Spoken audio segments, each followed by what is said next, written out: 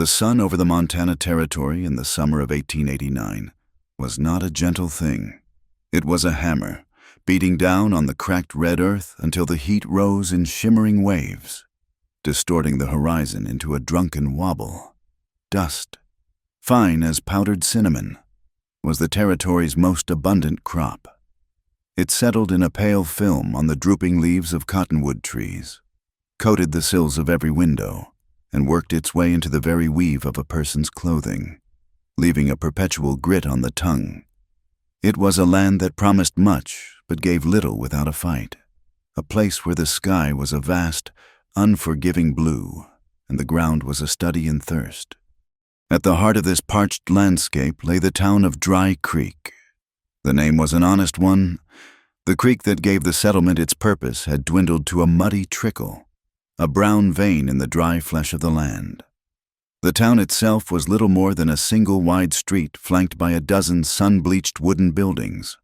There was a general store, a saloon whose bat-wing doors sighed open and shut on the hot breeze, a blacksmith's forge that rang with the lonely sound of metal meeting metal, and a church whose steeple seemed to poke accusingly at the cloudless sky. For most of the day, the only music in Dry Creek was the rhythmic clopping of a horse's hooves on the hard-packed dirt, a sound that seemed to measure the slow, deliberate passage of time. Life here was drawn in stark lines. On the outskirts of town, where the dwindling creek offered a sliver of life, stood the ranches. These were the homes of the cattlemen, men whose wealth was counted in hoof and horn. Their houses were framed in timber, painted a defiant white, and surrounded by fences that neatly sectioned off the land, imposing order on the wildness. Their wives could be seen in crisp calico dresses, their children's laughter carrying on the wind. They were the backbone of Dry Creek, the arbiters of its small society. Further out, scattered like stubborn weeds, were the homesteads. These were the domains of the dirt farmers and the prospectors, people who wrestled a living from the stingy soil or chased the phantom of gold in the unforgiving hills. Their homes were often little more than soddies or rough-hewn cabins, their fences a patchwork of scavenged wood and hope.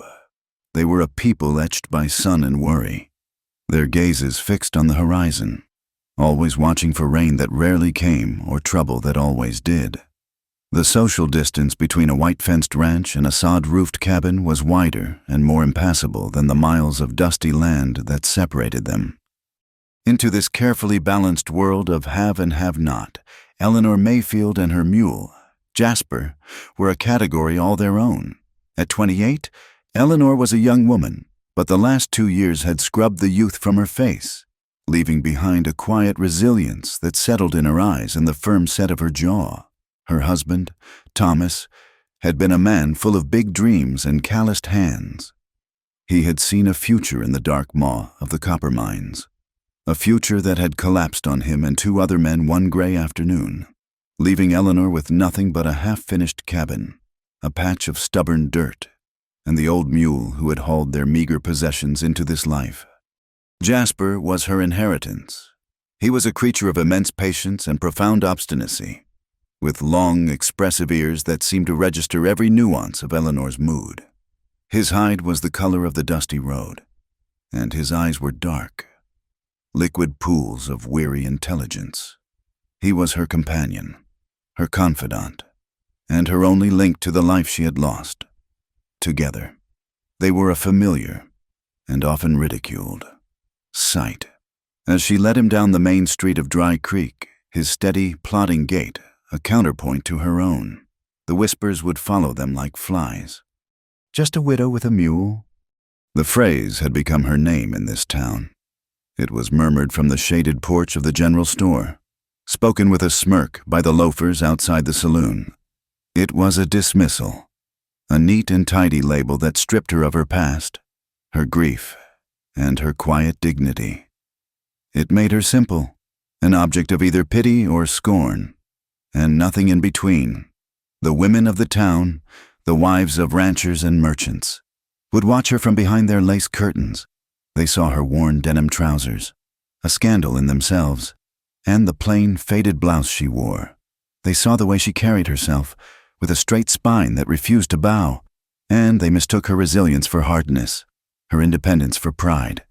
To them, she was an uncomfortable reminder of how quickly a woman's fortune could turn, how thin the line was between a protected wife and a solitary widow. Eleanor heard the whispers. She felt the weight of their stares. In the beginning, the words had been like stones, bruising her spirit. Now, she wore them like a second skin. When she walked through Dry Creek, her focus remained fixed on the space between Jasper's twitching ears. She had taught herself to build a wall of silence around her, a fortress where their judgments could not penetrate. Her interactions were brief and brutally efficient. She would trade the few eggs her chickens laid or the vegetables she coaxed from her garden for flour, salt, and coffee. She would nod curtly at the storekeeper, pay in coin or barter, and leave without a wasted word. She asked for no help and offered no conversation. Her life was a testament to routine, a series of chores that began before the sun crested the eastern hills and ended long after it had bled across the western sky. Her homestead was a small, lonely outpost against the vastness of the prairie. The cabin Thomas had built was sturdy but small, the single room smelling faintly of wood smoke, dried herbs, and the lye soap she made herself. Outside, a small vegetable garden was her pride and her sustenance.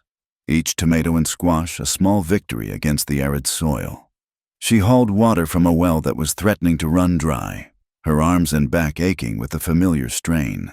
She mended her clothes until the patches had patches of their own. In the long, quiet evenings, the silence of the prairie would press in, immense and profound.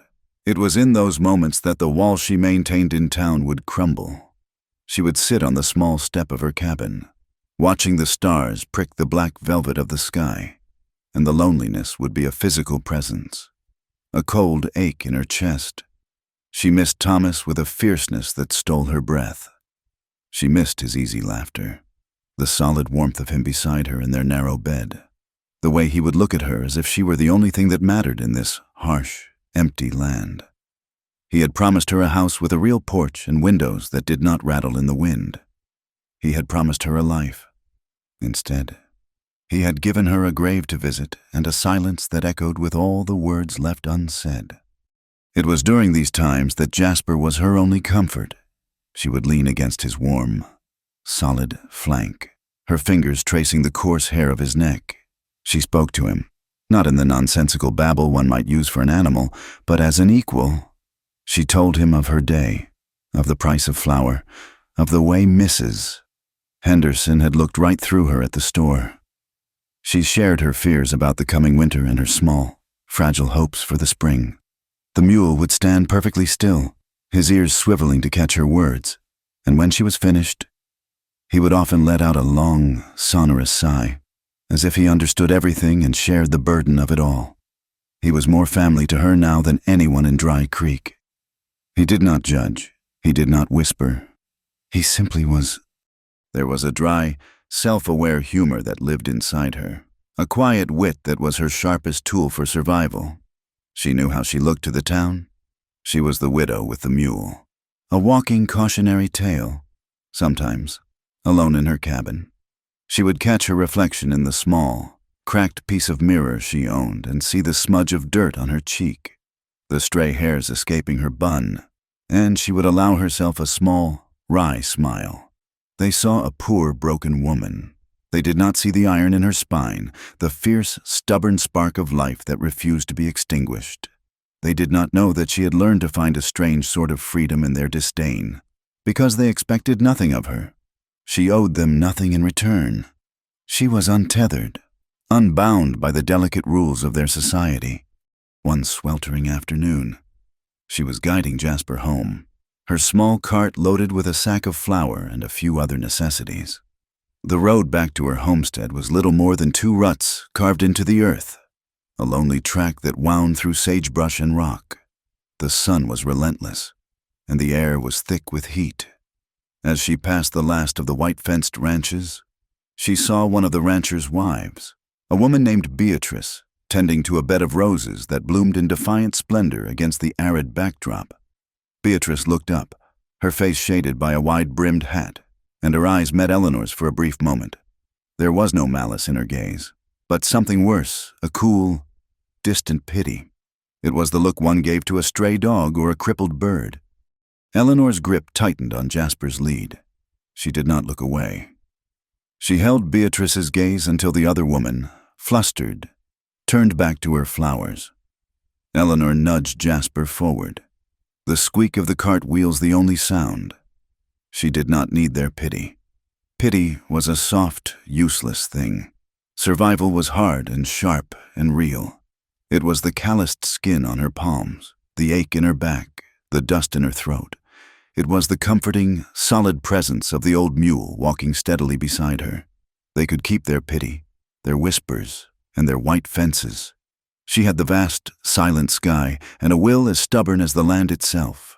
She and Jasper would walk this dusty road alone. One slow, deliberate step at a time. They would endure. The market day dawned like any other, with a pale, washed-out light that promised another day of searing heat. Eleanor had been up for hours, collecting the few eggs her hens had deigned to lay, and packing a small crate with the hardiest of her garden vegetables.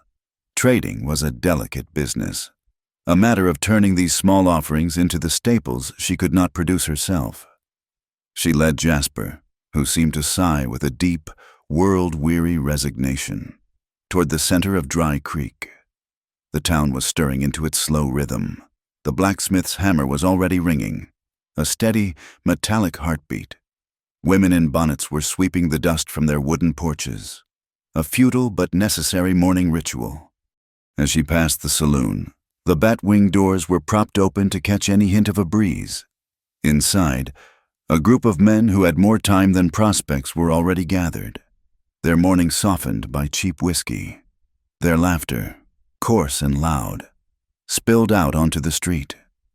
Eleanor kept her eyes fixed ahead, her shoulders set. She was a ship sailing through hostile waters, her course unwavering. Then a voice, thick with drink and derision, cut through the morning air.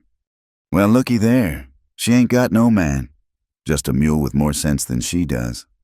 A wave of rough laughter followed, washing over her. It was not a new sentiment, but the public nature of it, the sheer thoughtless cruelty, sent a hot sting of shame through her. Her hand, holding Jasper's lead, clenched into a fist. She felt the mule's ear twitch, as if he too had heard and understood. She did not break her stride. She did not turn her head. To acknowledge them would be to give them a victory she could not afford. She just kept walking, the sound of their amusement chasing her down the dusty street. Inside the saloon, sitting alone at a table in the far corner, a man watched the scene unfold. Cole Thatcher was not a man who frequented saloons in the bright light of morning, but he had business with a freighter that had brought him to town at an inconvenient hour. He was the wealthiest man in the territory, his ranch a sprawling empire of grass and cattle that stretched to the horizon. But he did not look the part of a cattle baron. He wore plain, durable clothes. His hat was dusty, and his face was a landscape carved by sun and wind. He was a man of silence and solitude, and the town of Dry Creek, for all that it depended on his patronage, knew very little about him. They saw his wealth, his vast herds, and the hard, uncompromising line of his mouth, and they filled in the blanks with their own stories.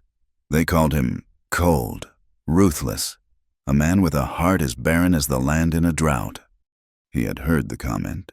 He watched Eleanor Mayfield continue her walk, her back ramrod straight, and saw a flicker of something in the set of her shoulders that was not just pride, but a deep, abiding weariness.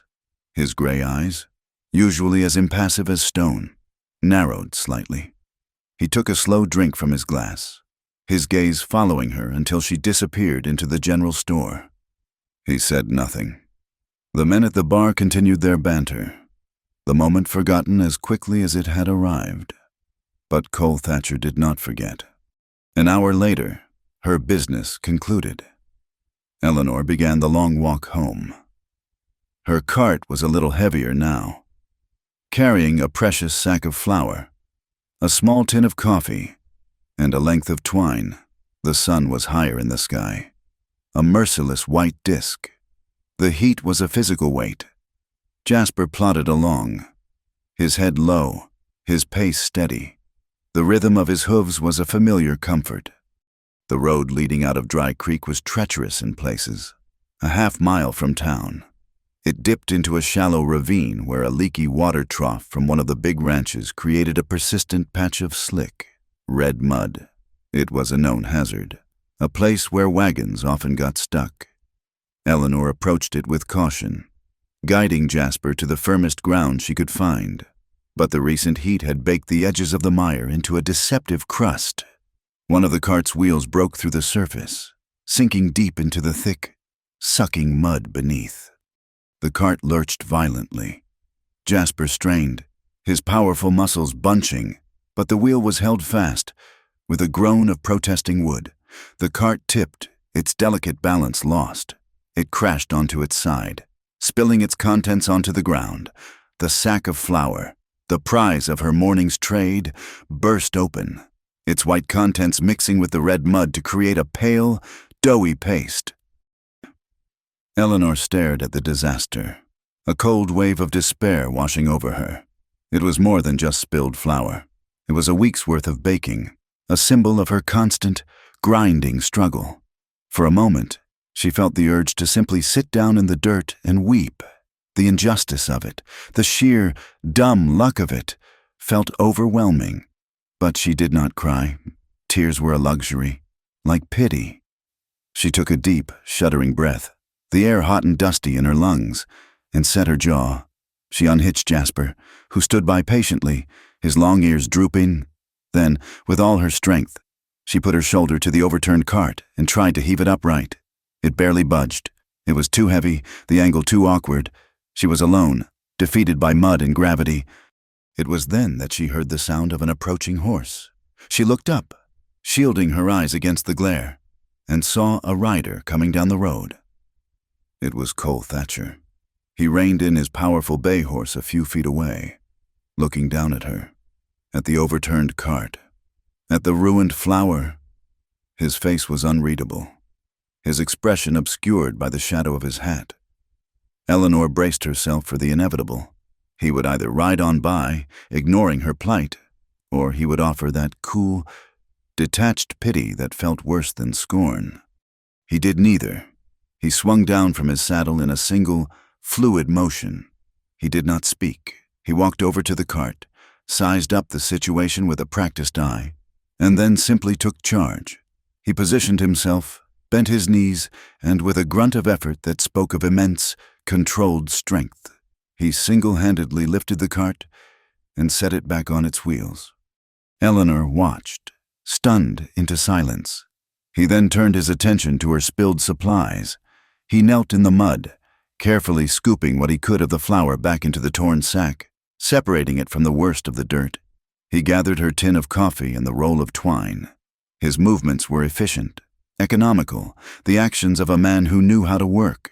There was no hesitation, no wasted motion.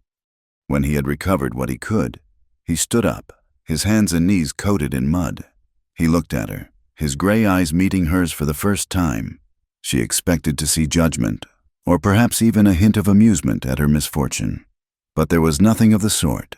His gaze was direct, serious, and held a surprising depth. It was the look of a man seeing another person struggle, not as a spectacle, but as a simple fact. He was the one who finally broke the silence. His voice was low and rough, like stones rolling in a dry riverbed. "Reckon even a widow with a mule deserves a fair road." He turned, wiped his muddy hands on his trousers, and swung back up onto his horse. He gave her a short, almost imperceptible nod, and then urged his horse into a canter, riding away down the road without a backward glance. Eleanor stood frozen, the dust from his departure settling around her. She stared at the righted cart, at the salvaged sack of flour, and then at the spot where he had disappeared over the rise. The town saw a Goa Pu Vo Dung, a useless widow. They saw him as a Ke Lan Lung, Kung Tim, a cold, heartless man. But what had just passed between them had been something else entirely. It was not romance. It was not even kindness. Not in the soft, gentle way the word was usually understood. It was respect. A moment of shared understanding in a world that offered them none. He had not seen the town's caricature. He had seen a woman with a problem, and he had fixed it. She slowly rehitched a patient Jasper to the cart as she finally started for home. Her mind replayed the encounter, the effortless strength he possessed, the quiet, focused way he worked, and his words, which echoed in the silence. He had called her a widow with a mule, the very name the town used to mock her, but in his mouth, it had not been an insult. It had been a simple statement of fact, followed by a declaration of principle. It was as if he had acknowledged her burden and, for a brief moment, had chosen to stand beside it, for the first time in 2 years. Someone had looked at Eleanor Mayfield and had not immediately looked away, and that, in the vast, lonely expanse of her world, felt like a seismic shift, a crack in the hard, dry earth. A week passed, and the world settled back into its familiar shape. The incident with the cart and the ruined flower became another hard memory that Eleanor filed away with all the others. She patched the sack, salvaged what she could, and worked a little harder in her garden to make up for the loss. The encounter with Cole Thatcher felt like a strange dream, a brief and inexplicable ripple on the still surface of her life. She expected nothing to come of it, and so she was entirely unprepared when, late one afternoon, she saw a lone rider approaching her homestead. It was him. He reined in his horse near her small, struggling corn patch, and for a moment, he just sat there in the saddle, a tall, quiet figure against the vast, empty sky. Jasper, who had been dozing in a patch of shade, lifted his head and let out a soft, inquisitive snort. Eleanor's heart began to beat a little faster, a nervous, unfamiliar rhythm in her chest. She wiped her dusty hands on her trousers and waited. He dismounted and walked toward her, his stride long and unhurried. He took off his hat, a gesture of respect that felt startlingly formal out here in the middle of nowhere. "Mrs. Mayfield," he said, his voice as low as she remembered. "I was wondering if you might have any hay to sell." The question was so unexpected that she could only stare at him. Him, Cole Thatcher, with his thousands of acres of grazing land, asking to buy hay from her meager patch. It made no sense. It felt like a thinly veiled excuse, a form of charity she could not accept. Her pride, that old stubborn shield, rose up instantly. "I only have a little," she said, her tone cooler than she intended. "Hardly enough for my own mule through the winter." He seemed to anticipate her resistance. He did not press, but his gray eyes held hers with a steady, serious gaze. "I have a mare that's about to foal. She is off her feed. I thought some different forage, something grown on different soil, might tempt her. I would pay you a fair price." His explanation was plausible, just plausible enough to allow her pride to step back. It was a matter of business, not pity. She considered it for a long moment, the silence stretching between them. Finally, she gave a small, stiff nod. "I will see what I can spare." That was how it began. He came by twice more that week to haul away small, carefully bound bundles of hay. He paid her in silver coins that felt heavy and significant in her palm. Their conversations were brief, sticking to the practical matters of weather, water, and the stubbornness of the Montana soil. But in these small, awkward meetings, a fragile connection began to form. On his second visit, he noticed a section of her fence where the posts were loose and leaning. He said nothing about it, but the next day he returned with a post hole digger and new lengths of cedar. He did not ask for her permission. He simply tethered his horse and set to work, his movements efficient and powerful. Eleanor watched him from her doorway, a strange mix of gratitude and apprehension churning inside her. It had been so long since a man had done a man's work on this land. She felt a pang of something that felt dangerously like hope. When he was finished, his shirt was dark with sweat. She brought him a dipper of cool water from the well. He drank it down in long, deep swallows, his throat working. "Thank you," she said, the words feeling small and inadequate. He just nodded, handing the dipper back to her. His knuckles brushed against her fingers, a brief, accidental touch that sent a jolt of warmth through her. He left soon after, but the sight of the strong, straight fence posts remained, a tangible symbol of his presence. The next time he came, she had a piece of freshly baked cornbread, still warm from her small oven, wrapped in a clean cloth for him. He accepted it with that same serious nod, but she thought she saw a faint softening around his eyes. Word of his visits did not take long to travel the invisible wires of small-town gossip. Dry Creek was a place starved for novelty, and the image of Cole Thatcher's fine bay horse tethered outside the widow's cabin was a feast. The whispers that had once been dismissive now took on a new, sharper tone. The Richest Cowboy's been seen riding with the widow and her mule. Eleanor felt the change the next time she went to town for supplies. The loafers outside the saloon watched her with a new kind of interest, their smirks now laced with insinuation. The women were worse. Beatrice, the rancher's wife with the rose garden, saw her in the general store and gave her a look of such cold, venomous speculation that Eleanor felt her cheeks burn.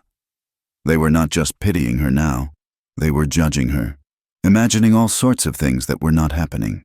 They saw a desperate widow latching onto a wealthy man, a calculated ploy for security. They could not imagine any other reason for his interest. The gossip wounded her more than the old mockery ever had. The mockery had been about her circumstances, about her poverty. This felt personal. It was an attack on her character, on his. It made something that felt quiet and private between them into something ugly and public. A part of her wanted to tell him not to come back, to retreat into the safety of her solitude where no one could touch her. But another part of her, a part she had thought long dead, waited for the sight of him on the horizon. She found herself listening for the sound of his horse, her work slowing as the afternoon wore on. These feelings were a torment. She had built her life on the bedrock of self-reliance. She had convinced herself that she needed no one. His quiet attention was dismantling that foundation stone by stone, leaving her feeling exposed and vulnerable. She was caught between her fierce independence and a profound, aching loneliness she had not allowed herself to acknowledge for 2 years. Was it worth the whispers, the glares, the stain on her reputation? She did not know. One evening, he arrived later than usual. The sun was beginning its slow descent, painting the sky in fiery shades of orange and red. The heat of the day was finally breaking, and a soft, warm light settled over the land, turning the dust in the air to a golden haze. She was at the well, struggling to pull up a heavy bucket of water. The well rope was old and frayed, and the pulley squeaked in protest with every turn of the handle. He dismounted and came to stand beside her without a word. He placed his hands over hers on the rough wooden handle. His hands were large and calloused, completely enveloping hers. She could feel the strength in them, the latent power. She should have pulled away, but she did not. Together, they turned the handle. The work was suddenly easy, the bucket rising smoothly from the depths of the well. They worked in a shared, comfortable rhythm, the only sounds the creak of the pulley and their soft breathing. When the bucket reached the top, they paused. The red dust of the twilight swirled around them. His hands were still covering hers. He did not move them. She looked up at him, and, for the first time, their eyes truly met and held. The guardedness was gone. In the soft, forgiving light of the setting sun, she saw past the town's image of the cold, ruthless rancher. She saw a deep loneliness in his eyes that mirrored her own. It was a quiet, profound sadness, the look of a man who was surrounded by everything and yet had nothing. And she knew, in that silent, breathless moment, that he was seeing her too. Not the widow with the mule, not the object of pity or scorn. He was seeing Eleanor, a woman. A current passed between them, A silent communication that was more intimate than any words could have been. It was a recognition of shared solitude, a quiet acknowledgement of the invisible walls they had both built around themselves. His thumb moved almost imperceptibly, a slight, warm pressure against the back of her hand. It was a gesture of immense tenderness, a question and a statement, all in one. The world seemed to fall away, leaving only the two of them standing by a well in the red dust twilight. Their hands joined, their gazes locked, on the brink of something new and terrifying and beautiful. The moment at the well had changed something, shifting the very ground beneath Eleanor's feet. A silent understanding now existed between her and Cole Thatcher, a fragile thing woven from shared glances and unspoken loneliness. His visits continued, still under the guise of business, but the pretense was wearing thin. They spoke more now, their conversations drifting from crops and weather to memories and quiet hopes. Yet this connection was a private one, a secret garden cultivated in the solitude of her homestead, in the harsh, public light of Dry Creek. Nothing had changed. She was still the widow with the mule, and he was still the town's enigmatic, wealthy recluse. The annual autumn festival was a day Eleanor usually avoided. It was a time when the entire territory seemed to descend upon Dry Creek, filling the single street with a boisterous energy that only amplified her isolation. The town put on its best face, with brightly colored bunting strung between the buildings and the air thick with the smells of roasting meat, cinnamon, and trampled dust. There were horse races, games of chance for the men, and a baking competition for the women, a social ritual from which Eleanor was thoroughly excluded. She had no place in the town's celebrations.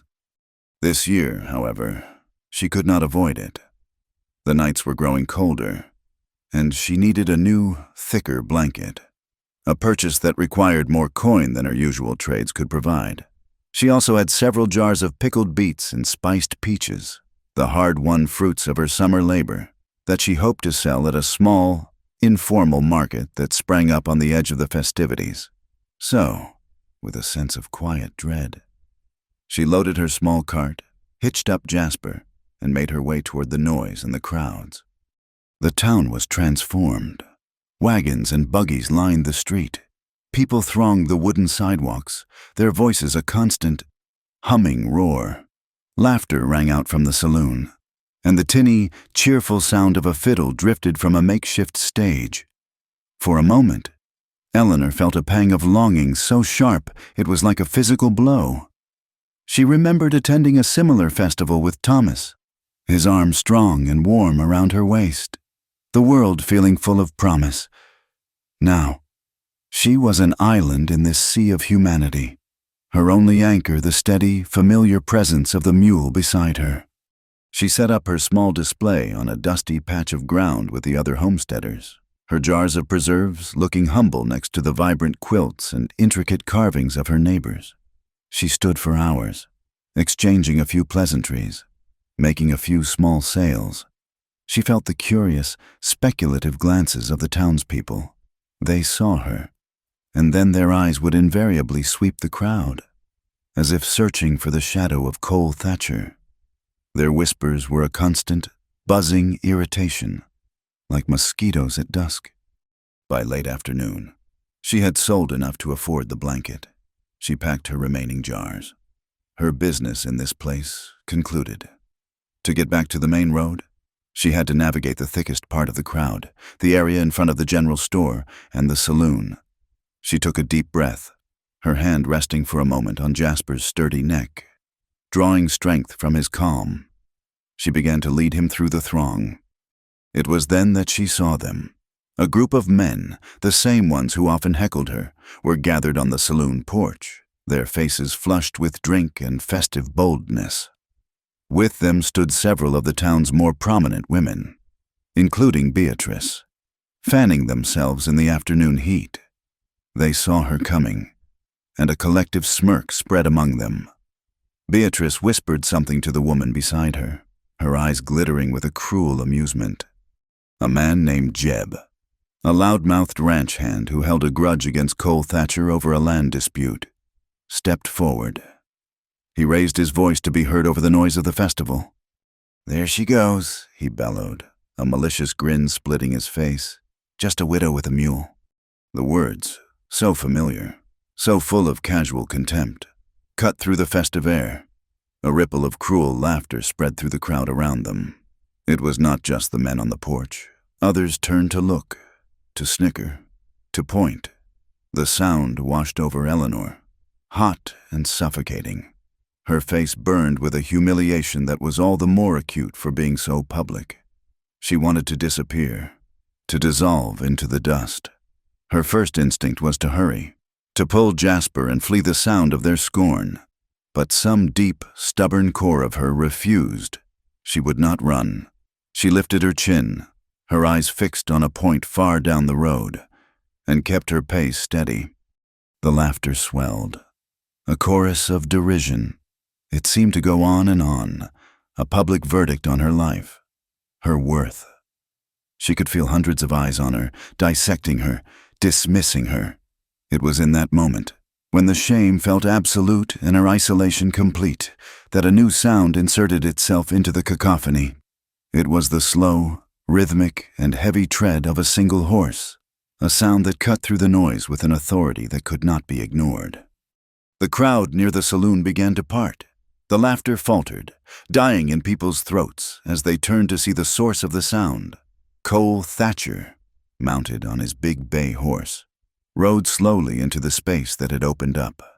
He was not looking at the crowd. He was not looking at the men on the porch.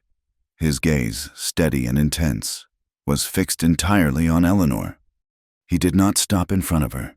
He did not charge in to rescue her. He did something far more powerful. He guided his horse to her side, moving with a quiet, deliberate grace, until he was riding parallel to her. He matched the pace of his magnificent horse to Jasper's slow, humble plod. The image they created was startling the finest horseflesh in the territory, walking in step with a common mule. The richest man in the valley aligning himself, physically and publicly, with its poorest widow. A thick, profound silence fell over the street. The fiddle music seemed to have stopped. The laughter was a distant memory. Everyone stared, their mouths agape, trying to comprehend the scene before them. Jeb, the ranch hand, shuffled his feet, his bravado evaporating under Cole's silent, imposing presence. Cole did not even grant the hecklers a glance. He looked at Eleanor, his expression unreadable, but his eyes conveying a message of quiet solidarity. Then he turned his head just slightly toward the saloon porch, and his voice, though low and calm, carried with absolute clarity in the sudden stillness. "Then I suppose I'm the fool who rides beside her." The words hung in the air, simple, direct, and devastating. He had taken their insult, their weapon of shame, and claimed it for himself. He had not denied it. He had embraced it, and in doing so, had turned it back on them, exposing their cruelty for the cheap and empty thing it was. The silence that followed was no longer just surprised. It was heavy with shock and a dawning sense of shame. Beatrice's face was a mask of disbelief.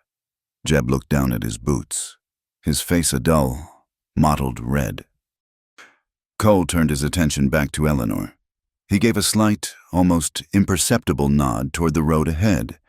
It was an invitation, a silent question. She met his gaze, and in her eyes, he saw the answer. She was trembling, but she stood a little taller. The burning shame in her cheeks was replaced by a slow, spreading warmth. She returned his nod. Together, they moved forward. They walked side by side, a silent, unified procession of two, down the middle of the street. The crowd remained parted, watching them go. They passed the saloon, the general store, the silent, staring faces of the people who had judged her for so long. They moved past the festive bunting and the echoes of laughter, leaving the celebration behind them. As they reached the edge of town, the sounds of the festival faded, replaced by the soft whisper of the wind and the rhythmic sound of 4 hooves and 2 plodding feet in the dust. The late afternoon sun was casting long, dramatic shadows across the road. Eleanor looked over at the man riding beside her. His profile was stern, his gaze fixed on the horizon, but he had, in one quiet act and a single sentence, rebuilt the world around her. He had not saved her. He had stood with her, and as they walked on together into the golden, dusty twilight, Eleanor Mayfield knew, with a certainty that settled deep in her soul, that she would never feel truly alone again. The public stand Cole Thatcher had taken at the Autumn Festival sent a shockwave through Dry Creek. The town did not know what to make of it. The open mockery of Eleanor ceased, replaced by a baffled, watchful silence. For Eleanor and Cole, the act had broken down the last of the walls between them. His visits to her homestead were no longer cloaked in the thin pretense of business. He came now simply to be with her. They would sit on her small cabin step in the long, cool evenings, the silence between them as comfortable as their conversation. He spoke of his ranch, not of the wealth it represented, but of the work, the endless, grinding work that was both his burden and his purpose. She spoke of her garden, of the small, quiet life she had carved out for herself, revealing the strength and resilience he had first admired. In these quiet moments, 2 solitary people found a sanctuary in each other. But a seed of poison had also been planted that day. Jeb Raleigh, the man who had led the taunts, had been deeply humiliated by Cole's public rebuke. Raleigh had once been a foreman on the Thatcher Ranch, a position he lost due to his cruelty to the horses and his habit of mismanaging supplies. His resentment toward Cole was a bitter, festering thing, and seeing him with the widow was an insult he could not stomach. He began to whisper. He sought out the men he knew were indebted to Cole, the ones who chafed under his influence. He spoke in the saloon, his voice low and conspiratorial, crafting a new narrative. He found his chance one afternoon when Cole was in town overseeing the loading of cattle. Raleigh approached him, his face a mask of false concern. "Mr. Thatcher," he began, his tone dripping with insincere respect. "A man like you gotta be careful. There's folks who'll see your position and look for a way to use it." Cole's gaze was like ice. "If you have something to say, Raleigh, say it." Raleigh leaned closer, his voice dropping to a near whisper. "It is just that widow, Mayfield. Funny how she never had a pot to cook in until you started calling on her. Folks are saying she's got you wrapped around her little finger, that she is playing you for a fool, hoping you will get her a piece of land, maybe even a title to a section of your own ranch. A woman alone has to be clever, I suppose." Cole said nothing. He simply stared at Raleigh, his face impassive. But the poison had been delivered. He knew Raleigh was a spiteful, dishonest man. Yet the words found purchase in the deep, unplowed ground of his own solitude. Cole had spent his life holding people at a distance, his wealth a barrier that made true connection feel impossible. He had always suspected that people saw him not for who he was, but for what he had. The rumor, vile as it was, played upon his deepest, most secret fear that he was being used, that this fragile happiness he had found was just an illusion, a well-played trick. He tried to dismiss it, but the thought was a burr under his saddle, irritating and persistent.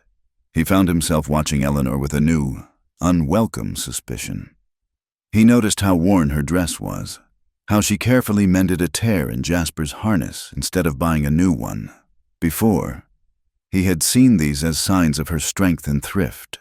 Now, tainted by Raleigh's poison, he saw them as evidence of a desperate poverty that might drive a woman to do anything.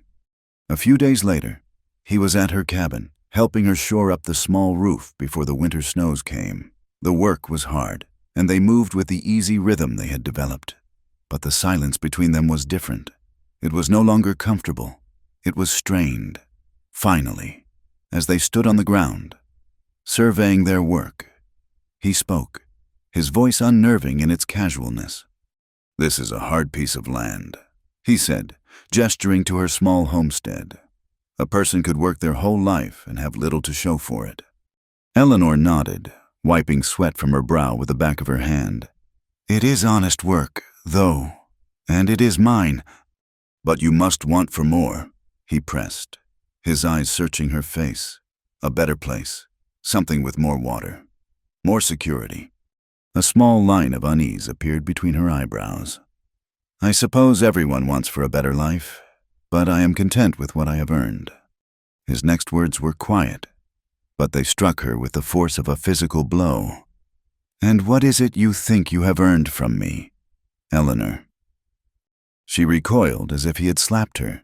She stared at him, her mind struggling to understand the implication.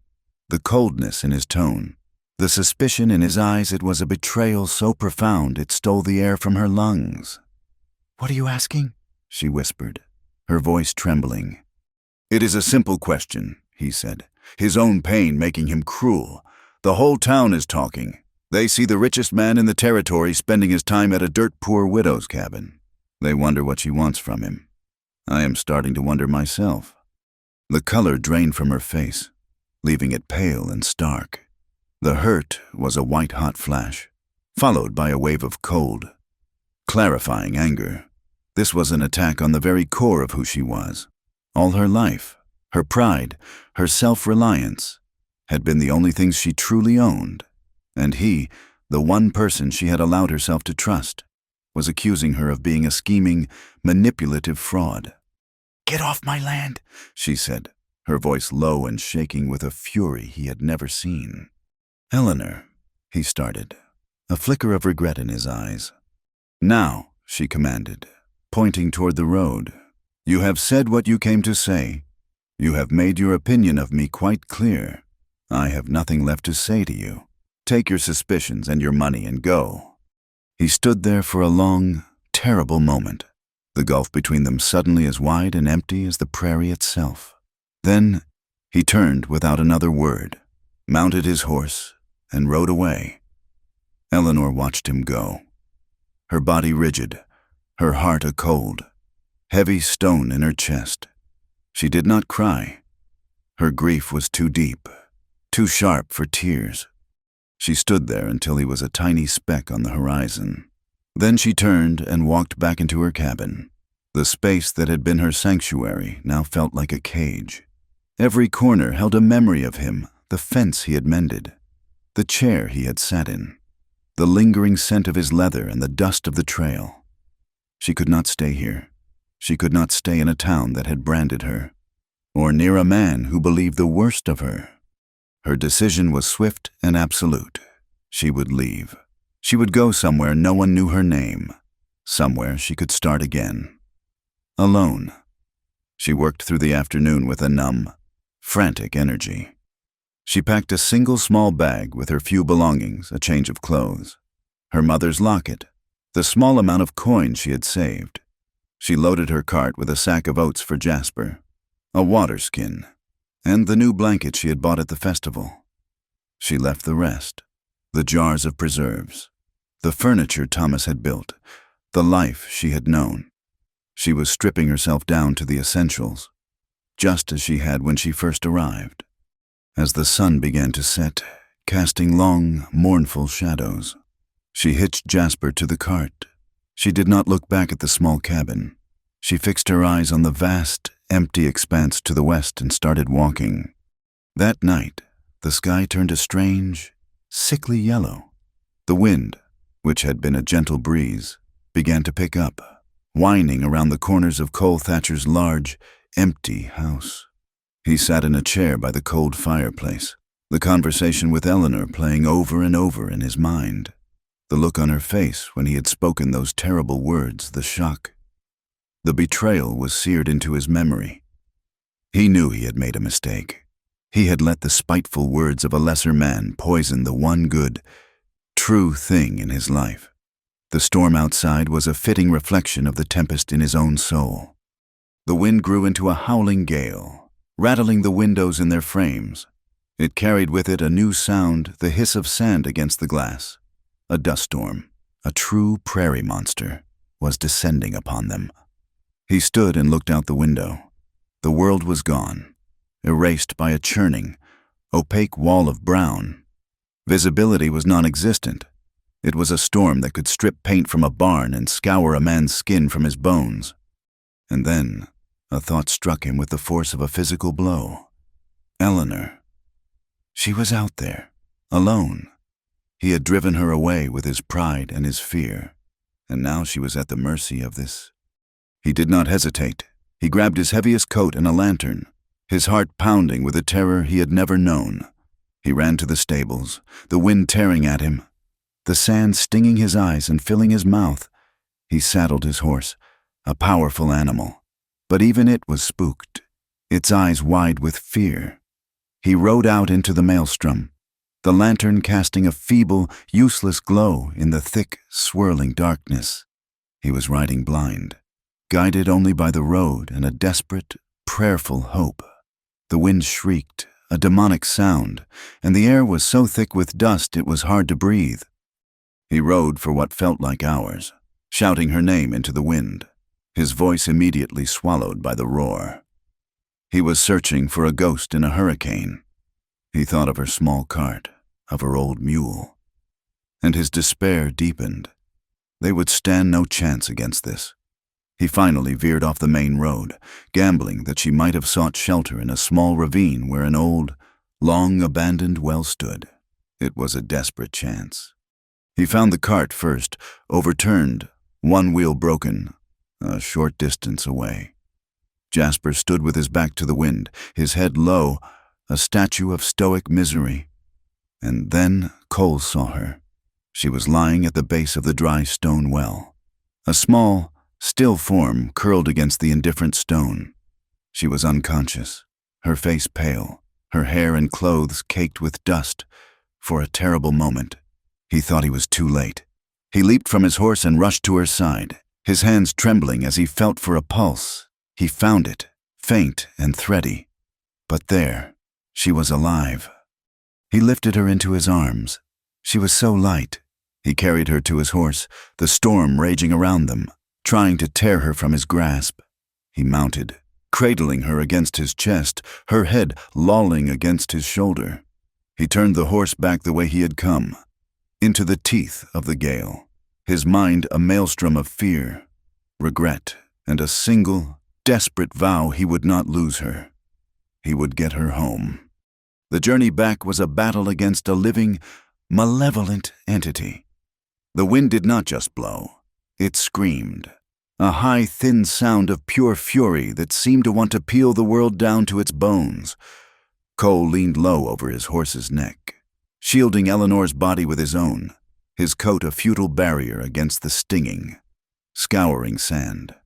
The air was a thick, choking soup of dust that made every breath a painful, gritty labor. His horse, a brave and steady animal, was trembling with terror, its steps unsure in the blinding chaos. Cole held Eleanor tight against his chest, her stillness a terrifying weight in his arms. With every blast of wind that threatened to rip her from his grasp, his own cruel words echoed in his mind.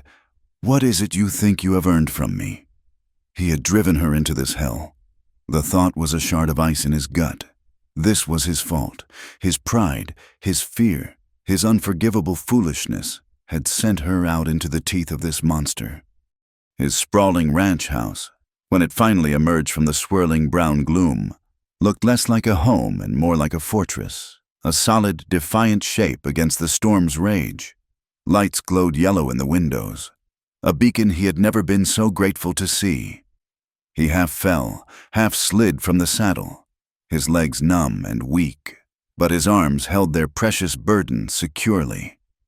He kicked the door open and staggered inside, the storm roaring behind him before he managed to heave the heavy oak door shut against it. The sudden, relative silence of the house was deafening. The wind still howled outside, a caged beast rattling the window panes, but inside, the air was still. He carried her through the large, sparsely furnished main room, a space built for a family he never had, and laid her gently on the thick bearskin rug in front of the massive stone fireplace. She was so pale under the layer of dust, her face still and serene in a way that terrified him. For a moment, he was paralyzed by the enormity of what had to be done. He was a man accustomed to the hard, practical demands of a ranch, to calving and branding and mending fences. He knew nothing of tending to a person so fragile, but the fear of losing her was a powerful motivator. It cut through his paralysis and gave his hands a purpose. He first went to the kitchen and returned with a basin of warm water and a soft cloth. He knelt beside her, his movements clumsy and uncertain. He began to clean her face, his large, calloused fingers working with a tenderness he did not know he possessed. He wiped the dust from her forehead, her cheeks, her eyelids. He saw the faint lines of exhaustion and worry around her eyes and felt a fresh wave of self-loathing.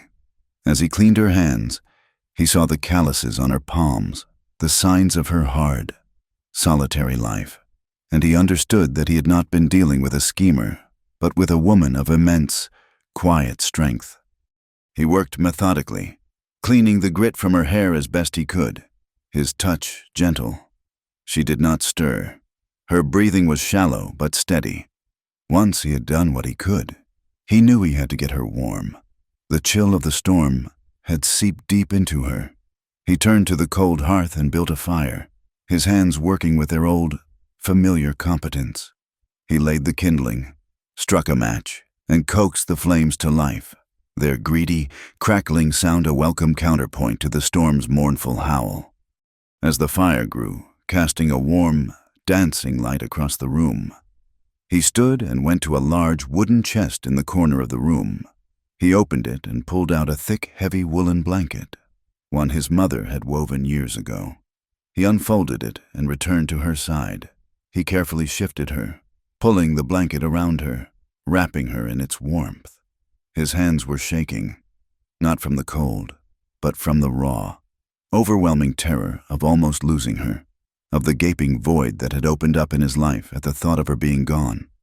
He tucked the blanket securely around her shoulders, his fingers brushing against the cool skin of her neck. He knelt there for a long time, watching the firelight play across her still face, simply grateful for the rise and fall of her chest. He did not sleep that night. He pulled a chair close to the fire and sat a long, silent vigil. He watched her, his mind a turmoil of regret and a fierce, newfound clarity. The storm outside began to lose its fury as the night wore on, its shrieks softening to a low, mournful moan, and then, finally, to a whisper. By dawn, it was over. A strange, soft light filtered through the dusty windows, illuminating a world that had been scoured and remade. It was in this quiet, clean light that Eleanor's eyes fluttered open. For a moment, she was utterly lost. She was not in her cabin. She was not out in the storm. She was in a large, unfamiliar room, warm and safe, wrapped in a heavy blanket. The last thing she remembered was the wind, a roaring wall of darkness, and a profound, bone-deep despair. Then she saw him. He was slumped in a chair near her, his head in his hands. He looked utterly exhausted, his face smudged with dirt and etched with a weary sorrow she had never seen before. Memory came rushing back. Their fight, his cruel, suspicious words, her desperate flight, the storm, her heart constricted with the old, familiar pain. She tried to sit up, her body stiff and aching, a sense of panic rising in her. She had to leave. She could not be here. He heard the rustle of the blanket, and his head snapped up. Their eyes met across the quiet room. He saw the fear and hurt in her gaze, the immediate instinct to flee, and it broke something inside him. He rose from his chair and came to kneel beside her again, not touching her, but holding her there with the sheer force of his pleading gaze. "Eleanor," he said, his voice rough with exhaustion and unshed tears. "Do not go, please." She shook her head, pulling the blanket tighter around herself as if it were a shield. "I cannot stay here." "I was a fool," he said, the words torn from him, raw and unadorned, a blind, prideful fool. "What I said to you, there is no excuse for it. I let another man's poison get in my ears because I was afraid. I never should have doubted you. Never." She looked away from him, toward the fire that was now just a bed of glowing embers. The apology was more than she had ever expected, but the wound was deep. He saw her hesitation, the wall she was trying to rebuild between them. He knew that a simple apology was not enough. He had to give her the truth, the one thing he had guarded more fiercely than all his land and all his cattle. He had to give her himself. He reached out, not to touch her, but as if to bridge the space between them with his words alone. "For years," he began, his voice low and thick with emotion. "This land, this house, it has all just been a thing to manage, a responsibility. Empty. And then you came. I watched you. I saw how you stood up to this town, how you worked, how you never asked for a thing. I saw you walking with that stubborn old mule, and I did not see what they saw." He paused, gathering himself, his gray eyes shining with an intensity that held her captive. "You ain't just a widow with a mule. Eleanor, you're the reason this land feels alive again." The words settled in the quiet room, simple, profound, and utterly true. They were a balm on the raw wound of her heart. They were everything she had never known she needed to hear. They did not just erase his accusation, they erased the town's mockery, the years of loneliness, the feeling of being unseen. He saw her. He truly saw her. The tears she had refused to shed in her anger and despair now came, welling up and spilling down her dusty cheeks. They were tears of grief, of relief, of a fragile, terrifying joy. He saw her tears, and his own resolve finally broke. He moved closer, his hand coming up to gently cup her face, his thumb stroking away a tear. The touch was electric, a current of warmth and solace. She leaned into his hand, a small, involuntary gesture of surrender. The space between them vanished. He lowered his head and his lips met hers. The kiss was not elegant. It was clumsy, hesitant, tasting of dust and salt and the lingering cold of the storm. It was a kiss born not of passion, but of a desperate, profound need.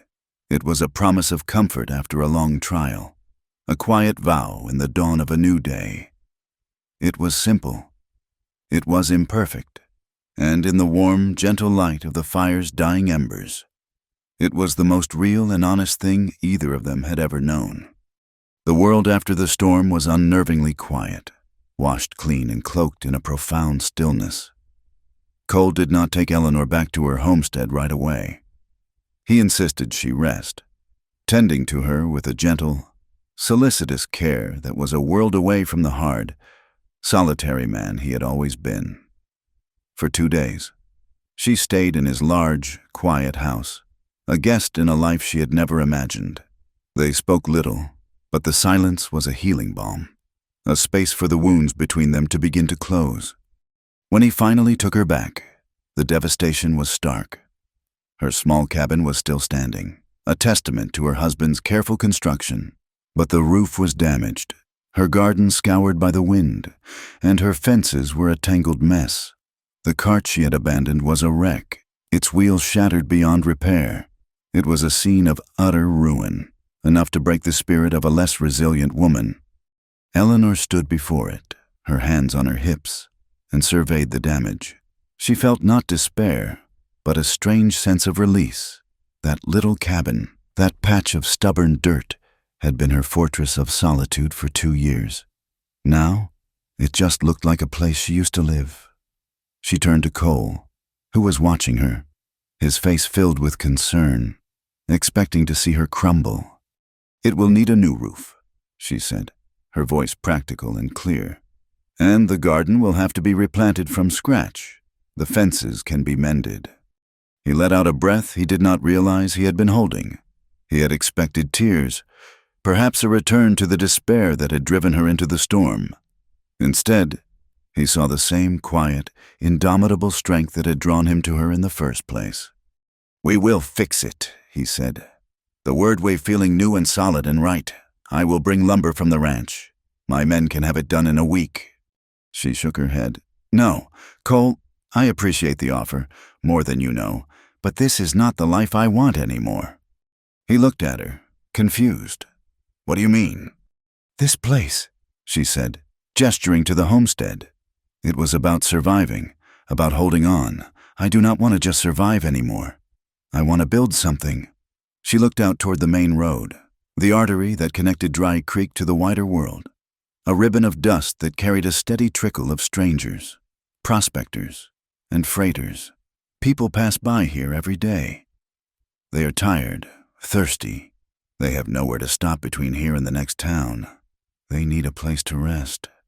A vision was forming in her mind, clear and bright. A small place, clean, with good, hot coffee and fresh-baked bread. A place for a man to rest his horse in the shade. Nothing fancy, just a place of welcome. Something I can make with my own hands. Something that is mine. He listened, his initial confusion giving way to a slow, dawning admiration. She was not asking him to give her a new life. She was telling him about the one she was going to create for herself. She was not the damsel he had rescued from the storm. She was the architect of her own future. And in that moment, his love for her, which had been a thing of quiet awe and fierce protectiveness, deepened into a profound and lasting respect. "All right, Eleanor," he said, a slow smile spreading across his face, a rare sight that transformed his stern features. "Let's build it." The winter that followed was one of planning and preparation. Cole did not simply fund her vision. He became her partner in it, by the light of the fire in his great room. They drew up plans on scraps of paper. He knew about foundations and timber framing. She knew about the flow of a kitchen and the importance of a welcoming porch. They argued over the placement of windows and laughed about the proper dimensions for a bread oven. For the first time, Cole's house was filled not with the silence of solitude, but with the sounds of collaboration, with debate and dreaming and shared purpose. When the last of the snows melted and the prairie began to green with the promise of spring, they broke ground. The location was perfect, a small rise of land on her property that overlooked the main road. Cole brought the lumber, the nails, the tools.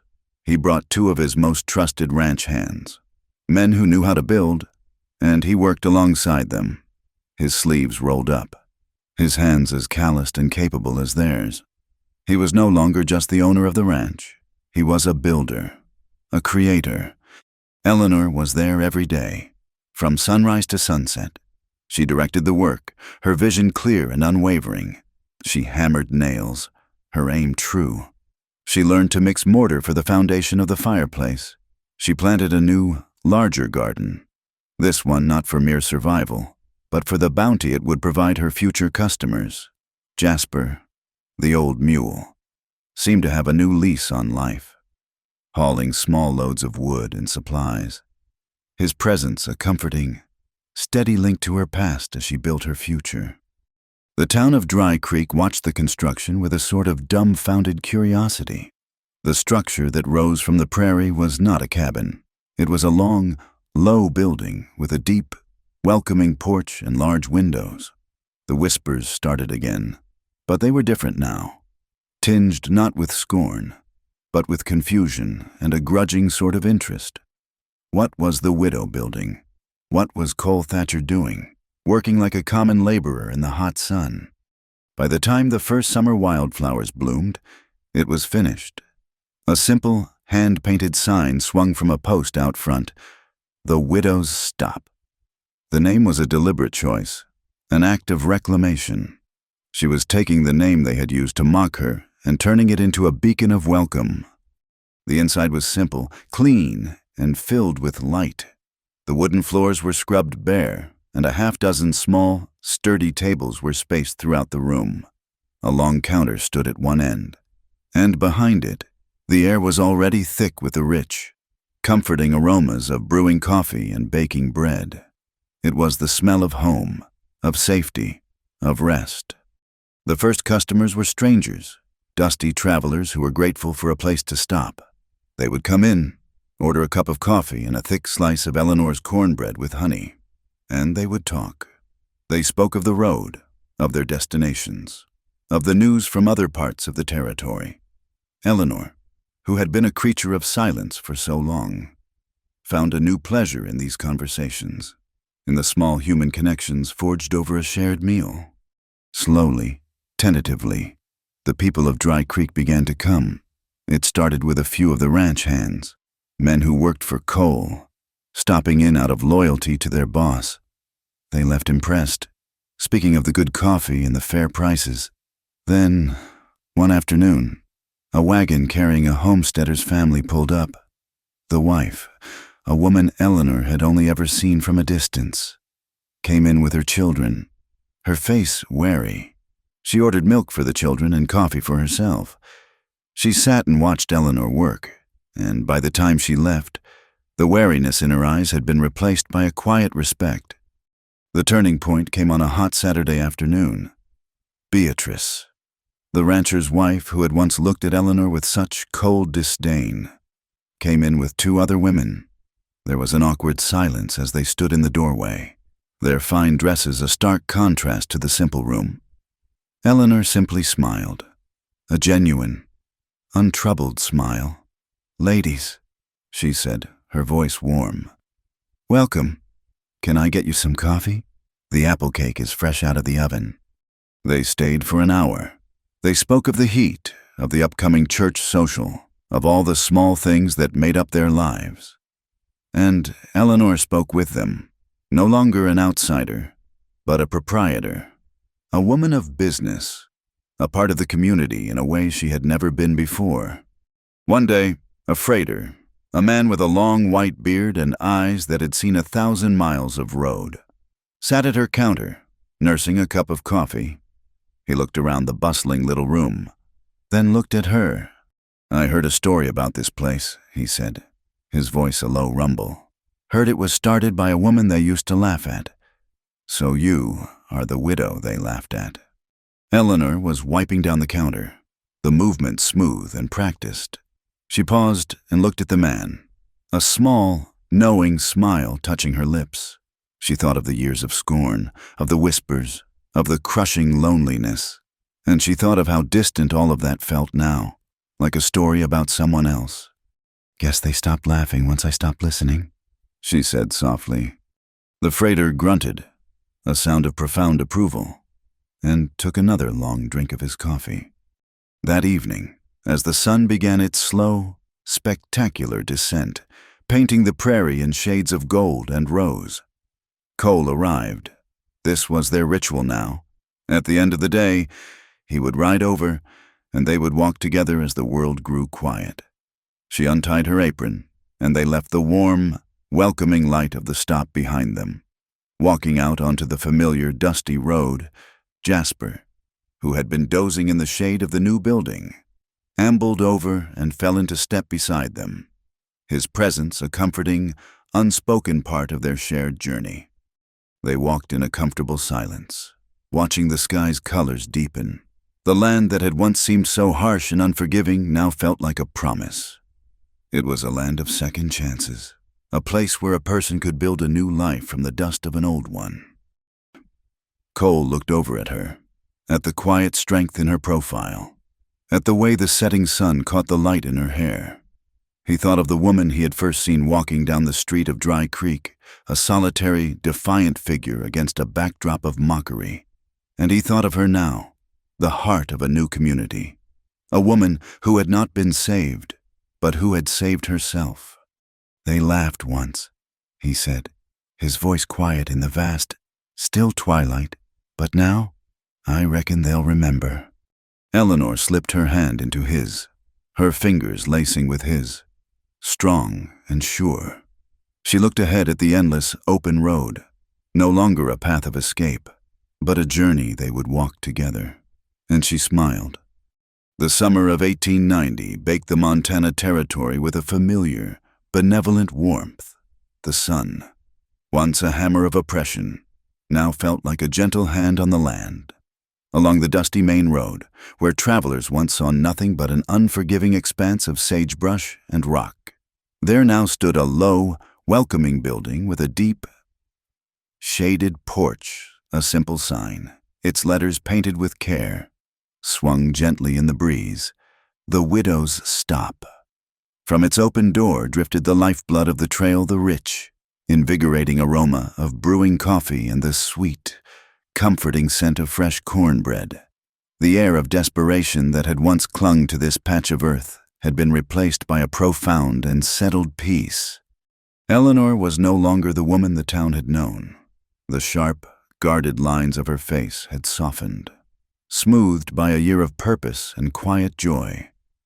She moved with a calm confidence, her hands, still calloused from work, now moving with the practiced grace of a seasoned proprietor.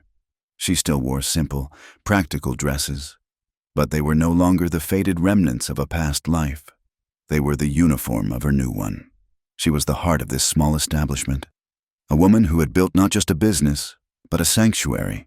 From the ashes of her grief and the bedrock of her own resilience, the townspeople, who had once been the source of her pain, were now her most loyal customers. They no longer saw a cautionary tale. They saw a woman of substance, a pillar of their small, growing community. And beside her, always, was Jasper. The old mule had earned his retirement. He spent his days in a small, green pasture behind the stop, a living, breathing symbol of endurance. Travelers would often ask about him, having heard the story of the widow and her mule, and Eleanor would smile. Jasper had become a quiet celebrity, a testament to loyalty and the dignity of a long, hard life lived with purpose. Children would bring him carrots, and he would accept them with a weary, gentle nobility. He was the stop's silent, gray mascot. Cole Thatcher was a changed man. The vast, empty ranch house that had been his fortress of solitude now stood empty most days. He had not abandoned his wealth, but he had untethered himself from the loneliness that came with it. He had moved into the small apartment they had built onto the back of the stop. Every morning, he was up before the sun, not to oversee 1,000 head of cattle, but to chop firewood for the big cook stove, to haul fresh water from the well, his well, and to sit with Eleanor on the porch, sharing a cup of coffee as the first light touched the prairie. He had traded the isolation of a cattle baron for the shared, simple life of a partner. The hard, uncompromising lines of his mouth were now often softened by a smile, and the coldness in his eyes had been replaced by a deep, steady warmth that was reserved for Eleanor alone. He had found that true wealth was not measured in acres of land, but in the quiet, shared moments of a life built together. The rhythm of their days was gentle and predictable. Travelers came and went, a river of humanity flowing past their door, each one leaving a small story behind. The people of Dry Creek would stop in for coffee and conversation. Beatrice, the rancher's wife, was a regular visitor, her initial, grudging respect having blossomed into a genuine friendship. She and Eleanor would sit at a small table, their talk of recipes and weather a quiet testament to the town's and their own transformation. The loafers from the saloon, men like Jeb Raleigh, now gave the stop a wide berth, their power to wound utterly dissolved by Eleanor's quiet success. In the quiet afternoon hours, when the flow of customers slowed, Eleanor would often sit at the counter with a beautiful, leather-bound book that Cole had given her. Its pages were filled with her neat, careful script. Here, she recorded her recipes, the ones for her famous cornbread and spiced peach preserves. But she also wrote down other things, a song a traveler had taught her, a funny story a child had told, a particularly beautiful sunset. It was a chronicle of her new life, a testament to the small, everyday moments that, when woven together, created a tapestry of profound happiness. One hot afternoon, a family of homesteaders stopped for a rest. Their young son, a boy of about 7 with bright, curious eyes, stood staring at Eleanor for a long time. He had clearly heard the whispers of the legend, the half-forgotten story of the town's past. Finally, his curiosity got the better of him. He tugged on his mother's skirt and asked, his voice high and clear in the quiet room, "Mama, is that the widow they used to laugh at?" A brief, awkward silence fell over the room. The boy's mother looked mortified, but Eleanor simply turned from the bread she was kneading and smiled at the boy, a smile of pure, untroubled serenity. Her gaze was gentle, without a trace of the old hurt. "Well," she said softly, her voice carrying the warmth of the summer day, "they do not laugh anymore." The simplicity and grace of her answer filled the room. The boy's mother let out a relieved breath. The moment passed, leaving behind not awkwardness, but a sense of quiet admiration for the woman who had so thoroughly risen above her past. Life was not without its echoes of the wider world. One day, the mail carrier brought a letter addressed simply to the Widow's Stop, Dry Creek. The handwriting was youthful and hesitant. Eleanor opened it to find a letter from a young girl named Anna, from a town 100 miles away. The girl wrote that a traveler had passed through her town and told the story of a brave widow who had built a place of welcome out of nothing but her own grit and a mule's loyalty. Anna wrote that she loved to sing, but people in her town often told her she was foolish to dream. Hearing the story of the widow's stop, she wrote, had made her decide to keep singing, no matter what anyone said. Eleanor read the letter twice, her vision blurring with tears.